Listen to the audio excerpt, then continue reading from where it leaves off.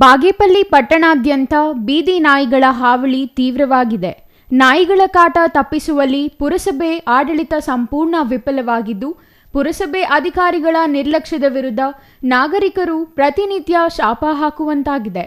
ಜಿಲ್ಲೆಯ ಹಲವು ನಗರಗಳಲ್ಲಿ ಶ್ವಾನ ಸಂತತಿಗೆ ಕಡಿವಾಣ ಹಾಕಲು ಸಂತಾನ ಶಕ್ತಿ ಹರಣ ಶಸ್ತ್ರಚಿಕಿತ್ಸೆ ಸೇರಿದಂತೆ ಇತರೆ ಕ್ರಮಗಳನ್ನು ಕೈಗೊಂಡಿದ್ದು, ಬಾಗೇಪಲ್ಲಿ ಪುರಸಭೆ ಮಾತ್ರ ಈ ನಿಟ್ಟಿನಲ್ಲಿ ಯಾವುದೇ ರೀತಿಯ ಕ್ರಮಕ್ಕೆ ಮುಂದಾಗದಿರುವುದು ನಾಗರಿಕರ ಸಮಸ್ಯೆ ಉಲ್ಬಣವಾಗಲು ಕಾರಣವಾಗಿದೆ. ಪಟ್ಟಣದ ಮುಖ್ಯ ರಸ್ತೆಯಲ್ಲಿ ವಿದ್ಯಾರ್ಥಿಗಳು, ವಯೋವೃದ್ಧರು ವಾಯುವಿಹಾರಕ್ಕೆ ತೆರಳುವ ವೇಳೆ ನಾಯಿಗಳು ದಾಳಿ ನಡೆಸುತ್ತವೆ.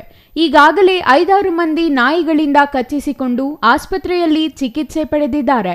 ಪಟ್ಟಣದ ಸಂತೆ ಮೈದಾನ, ಬಸ್ ನಿಲ್ದಾಣ, ಗಂಗಮ್ಮಗುಡಿ ರಸ್ತೆ, ಕೊತ್ತಪಲ್ಲಿ ರಸ್ತೆ, ಗೂಳೂರು ರಸ್ತೆ ಮುಂತಾದ ಪ್ರದೇಶಗಳಲ್ಲಿ ಮಾಂಸದಂಗಡಿ ಮತ್ತು ಮಾಂಸಾಹಾರ ಹೋಟೆಲ್ಗಳ ಸಮೀಪ ನಾಯಿಗಳ ಹಿಂಡು ಬೀಡು ಬಿಟ್ಟಿರುತ್ತದೆ. ಈ ಪ್ರದೇಶಗಳಲ್ಲಿ ಜನ ಓಡಾಡಲು ಭಯಪಡುತ್ತಾರೆ. ಹಗಲಿನಲ್ಲಿ ಸಾಧುವಂತೆ ವರ್ತಿಸುವ ಶ್ವಾನಗಳು ಸಂಜೆಯಾಗುತ್ತಿದ್ದಂತೆ ಮೃಗಗಳಂತೆ ಕೆರಳಿ ನಿಲ್ಲುತ್ತವೆ. ಈ ಸಮಯದಲ್ಲಿ ಮಕ್ಕಳು ಮತ್ತು ಮಹಿಳೆಯರು ಹೊರಬರಲು ಹೆದರುತ್ತಾರೆ. ಸೈಕಲ್ ಮತ್ತು ಬೈಕ್ ಸಂಚರಿಸುವ ವೇಳೆ ಹಿಂಬಾಲಿಸಿಕೊಂಡು ಬಂದು ದಾಳಿ ನಡೆಸುತ್ತವೆ. ಈ ಘಟನೆಯಲ್ಲಿ ಹಲವು ಮಂದಿ ಬಿದ್ದು ಗಾಯಗೊಂಡಿದ್ದಾರೆ.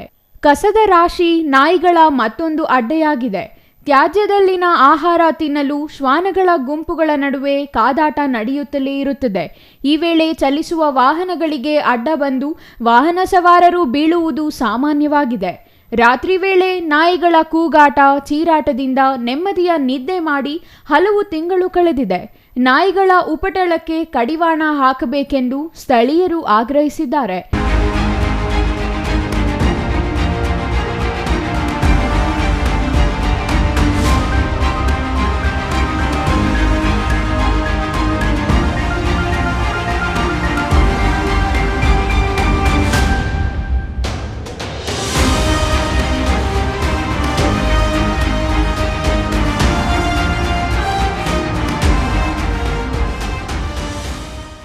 ನಾಯಿಗಳ ಹಾವಳಿಯಿಂದ ಬೀದಿಯಲ್ಲಿ ಓಡಾಡುವುದು ಕಷ್ಟವಾಗಿದೆ.